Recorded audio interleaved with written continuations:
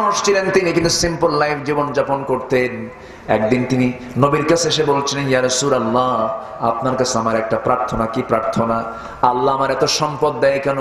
আপনি আল্লাহর কাছে দোয়া করবেন আল্লাহ যেন আমার সম্পদ কমায় দেয়।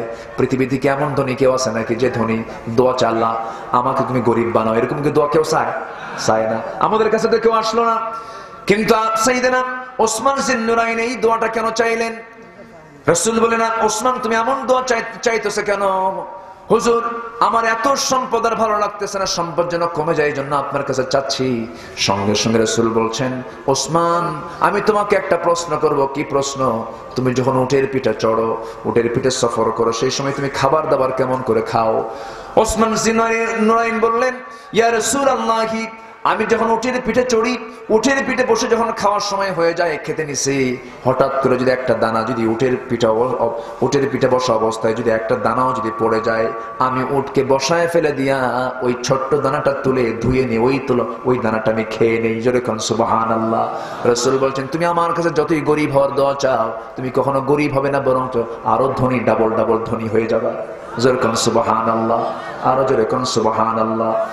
গরিব অবস্থায় অথবা ধনী অবস্থায় জীবন যাপন করবো আমরা মধ্যম। কি কি কি কি জীবন যাপন? মধ্যম জীবন যাপন করবো আমরা। আমার বন্ধুগণ, একই লুঙ্গি, এক লুঙ্গির দাম 300 টাকা, আছে না নাই? আছে না নাই?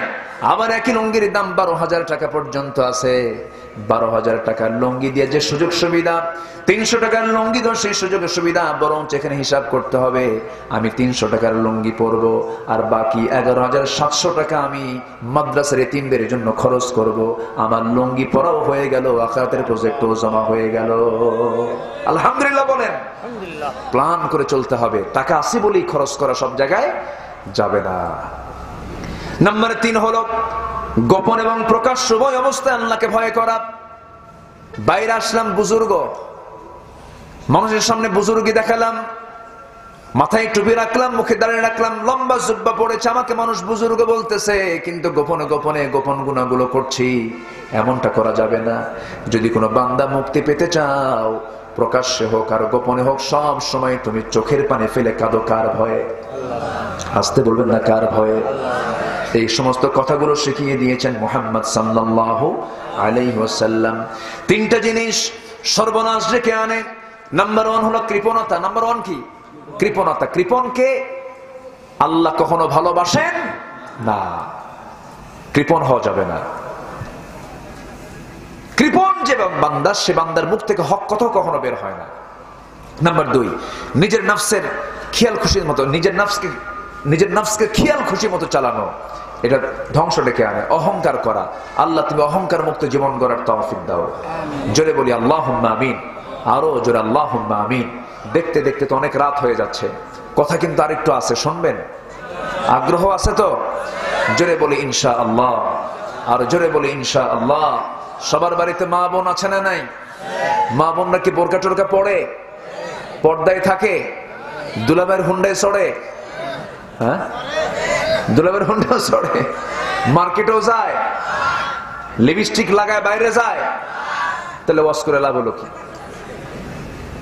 17 বছর ওয়াজ করলাম, তাও যদি একই থাকে তাহলে তো হলো না। তবে হ্যাঁ, ওয়াজ করে সিনেমা বন্ধ হবে না, নাটক বন্ধ হবে না, সুদ বন্ধ হবে না, জিনা বন্ধ হবে না, চুরি বন্ধ হবে না, ডাকাতি বন্ধ হবে না।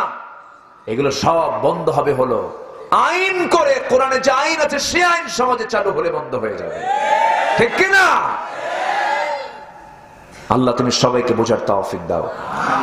নিজেকে চেনার তুমি তৌফিক দাও খোদা, তোমাকে চেনার তুমি তৌফিক দাও। নিজেকে চেনার তুমি তৌফিক দাও খোদা, তোমাকে চেনার তুমি তৌফিক দাও।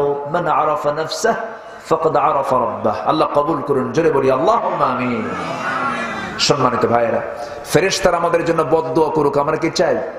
ফেরেশতারা আমাদের জন্য বদদোয়া করে, আবার দোয়া করে কিছু কাজের জন্য। আমরা এমন কিছু কাজ করব, ফেরেশতারা আমার আপনার জন্য দোয়া করবে। কিছু আমল শিখায় দেই, বেশি করে বিড়ি খাবো নাকি? এটা কি দোয়া? না ফেরেশতারা দোয়া করবে না বদদোয়া করবে?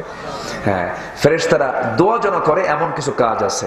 যেরকম নাম্বার 1, একদম সহিহ বর্ণনা, কিন্তু আমরা যখন ঘুমাতে যাই এমনি ঘুমাবো না ওযু করে ঘুমাবো? বলেন কি করে ঘুমাবো? বলেন ওযু করে ঘুমাবো। কারণ ওই ঘুমটা আমার জন্য সকালে হতে পারে, পরকালে হতে পারে। ওই ঘুম আমাকে সকালে পৌঁছাতে পারে অথবা কোথায় পৌঁছাবে? পরকালে। ঘুম থেকে জাগা পেলে সকাল, আর ঘুম থেকে না জাগা পেলে পরকাল। এই জন্য আমরা ঘুমানোর আগে কি করবো বলেন তো? ওযুটা করে নেব। তাহলে বিভিন্ন ওয়াসওয়াসা থেকে, দেখেন না যে বাচ্চারা, ছোট বাচ্চারা কান্নাকাটি করে, আমাদের কাছে দোয়া চায়, খুঁজে দোয়া করে দেন। এগুলো বিভিন্ন কারণে কিনতে হয়। মা যখন শুয়ে পড়বেন, বাচ্চাটাকে সাথে নিয়ে যখন ঘুমাবেন, ওযুটা করে ঘুমাবেন। শয়তানের কোনো ওয়াসওয়াসা, জিনের কোনো ওয়াসওয়াসা সেখানে কাজ করবে না। আল্লাহু আকবার বলেন।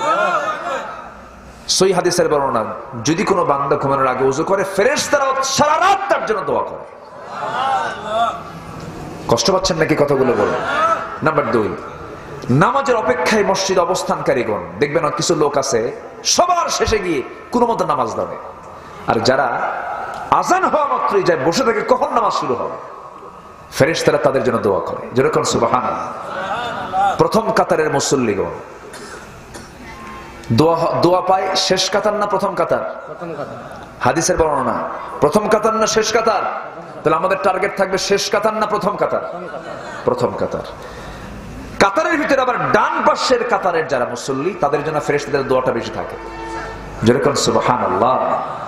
আচ্ছা, ইমাম সূরা ফাতিহা শেষ করার সময় জামাতে উপস্থিত নামাজিগণ যখন থাকে, তখন ফেরেশতারা ইমাম এবং মুসল্লি সবার জন্য আল্লাহর কাছে দোয়া করে। জোরে বলে সুবহানাল্লাহ। নামাজের পর, নামাজের স্থানে নামাজ শেষ হয়ে গেছে, এরপরে মুসাল্লায় বসে আছে, উঠতেছে না। যতক্ষণ সে ওঠে না ততক্ষণ নামাজের সওয়াব সে পেতে থাকে, এবং ফেরেশতারা সেই সময় দোয়া করতে থাকে। আচ্ছা, ফেরেশতা যদি দোয়া করে, সেই দোয়াকে আল্লাহ মিস করবেন? আমার আপনার না হয় গুনাহ টুনা আছে, ফেরেশতা আমার আপনার জন্য আল্লাহর কাছে সুপারিশ করছে, সঙ্গে সঙ্গে দোয়া মঞ্জুর হয়ে যায়। আচ্ছা, এরপর জামাতের সাথে ফজর নামাজ এবং আসর নামাজ যারা আদায় করে, ফেরেশতারা খাস ভাবে তাদের জন্য দোয়া করে। কারণ কঠিন এই দুটো নামাজ, ফজর নামাজ এবং আসর নামাজ, এটা কঠিন। এই জন্য ফেরেশতারা এটা মাথায় রাখে যে কোন বান্দা ফজর এবং আসর নামাজটা সুন্দর করে পড়লো, ফেরেশতারা আল্লাহর কাছে এই দোয়াটা করতে থাকে, তাদের গুনাহ মাফের জন্য দোয়া করে। কোরআন খতম যারা করে, কোরআন কি করে? খতম করে। ওসমান রাদিয়াল্লাহু তাআলা আনহু এক রাতে, তিনি এক রাকাতে তিনি অর্ধেক কোরআন তেলাওয়াত করেছেন। যেরকম সুবহানাল্লাহ। এক রাতে গোটা রাত চলে গেছে, নামাজ শেষ হয় নাই। আমার নবীজির গোটা রাত চলে গেছে, 2 রাকাত নামাজ পড়েছেন। জোরে বলি সুবহানাল্লাহ। নামাজটাকে আমরা সুন্দর করব, জোরে বলি ইনশাআল্লাহ। নবীর প্রতি যারা দরুদ পড়ে, ফেরেশতারা কি করে? আসসালামু আলাইকা আইয়ুহান নাবিয়্যু রাহমাতুল্লাহি ওয়া বারাকাতুহু, আসসালামু আলাইনা ওয়া আলা ইবাদিল্লাহিস সালিহিন, আশহাদু আন লা ইলাহা ইল্লাল্লাহ ওয়া আশহাদু আন্না মুহাম্মাদান আবদুহু ওয়া রাসূলুহু। নাম্বার 11, এমন অনুপস্থিত মুসলমান যাদের জন্য দোয়া করা হয়, অনুপস্থিত কোন মুসলমানের জন্য যখন দোয়া করা হয়, তখন ফেরেশতারা তাদের জন্য দোয়া করে। জোরে বলি সুবহানাল্লাহ। কল্যাণের পথে যারা ব্যয় করে, ভালো কাজে যারা ব্যয় করে, ফেরেশতারা তাদের জন্য দোয়া করে। রোজার যারা সেহরি খায়, সেহরি যখন খায় কোনো বান্দা, তখন ফেরেশতারা আল্লাহর কাছে দোয়া করে, আল্লাহ এই বান্দার গুনাহগুলোকে মাফ করে দাও, আল্লাহ আমাদের এই সমস্ত আমলগুলো করার তৌফিক দান করুন। জোরে বলি আল্লাহুম্মা আমিন। রোজাদারের সামনে যারা পানাহার করে দেয়, রোজাদারকে যারা খাওয়ায়, ফেরেশতারা তাদের জন্য দোয়া করে। রোগী যারা দেখতে যায়, ফেরেশতারা তাদের জন্য দোয়া করে। রোগীর সামনে যারা উত্তম কথা বলে, তাদের জন্য আল্লাহ তাআলা ফেরেশতারা আল্লাহর কাছে দোয়া করে। আল্লাহু আকবার বলেন। আল্লাহ তুমি আমাদের কি আমলগুলো করার তৌফিক দাও। জোরে বলি আল্লাহুম্মা আমিন। কিছু কথা আমাদের, এই যেগুলো আমলি কথা, কিছু কথা বলার দরকার আছে না? এগুলো আল্লাহ তুমি এগুলো আমাদের জীবনে বাস্তবায়ন করার তৌফিক দিয়ে দাও। যুবকরা পোশাক ঠিক রাখবা, মাথার চুল ঠিক রাখবা। ম্যাক্সিমাম যুবকদের মাথার চুল কিন্তু এখন ঠিক নাই। মাথার চুলের কাটিং হবে অস্বাভাবিক না স্বাভাবিক? আসতে বলে স্বাভাবিক না অস্বাভাবিক? চুল রাখার পদ্ধতি হলো, ছোট করে যদি কেউ রাখে, ছোট সব দিক থেকে কম বেশি ছোট হবে, স্বাভাবিক হবে। আচ্ছা, স্বাভাবিক চুল থাকবে। আরেকটা হলো, যদি কেউ আমার রাসূলের মতো সুন্নত চুল রাখতে চায়, বাস কোথাও কাটা যাবে না, সোজা মাথার চুলটা নিয়ে এসে কানের লথি বরাবর ঘাড় বরাবর সে ছেড়ে দিবে, কোনো সমস্যা নাই, এমনটা সুন্নত। এই সুন্নত পালন করেছেন মুহাম্মদ সাল্লাল্লাহু আলাইহি ওয়াসাল্লাম। কিন্তু দুই দিকে চুল নাই, পিছনে চুল নাই, চামড়া বের করা, মাথার উপরে গোল করে থুয়ে দিছে দক্ষিণ তালপট্টির দিক। আছে না? আছে না? বিশ্রী দেখা যায়। যখন বলা হয় এই ছেলে তুমি এই ডিজাইনটা পাইছো কোথায়, কি বুঝবেন না। আমাদের সেলিব্রিটি আছে কে? মেসি। তুমি কি নেইমার? তুমি কি শাহরুখ? তুমি কি সালমান? তুমি কি কুত্তা?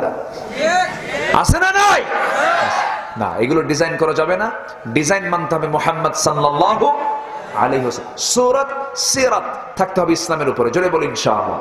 মাথার চুল, মুখের দাড়ি রাখতে হবে মুহাম্মদ সাল্লাল্লাহু আলাইহি ওয়াসাল্লামের মতো। মোস ছোট, দাড়িকে ছেড়ে দাও। কাসসুশ শারিব ওয়া আফুল লিহইয়া বলেছেন মুহাম্মদ সাল্লাল্লাহু আলাইহি ওয়াসাল্লাম। পোশাক হবে টাইট না ঢিলা? আসতে বলেন না, আসতে বলেন করো। টাইট না ঢিলা? ইউরোপ আমেরিকা তারা টাইট পরে, আর মুসলমান পড়বে কি? ঢিলা পোশাক তারা পড়বে, যেন তার বডি স্ট্রাকচারটা যেন না ফুটে ওঠে,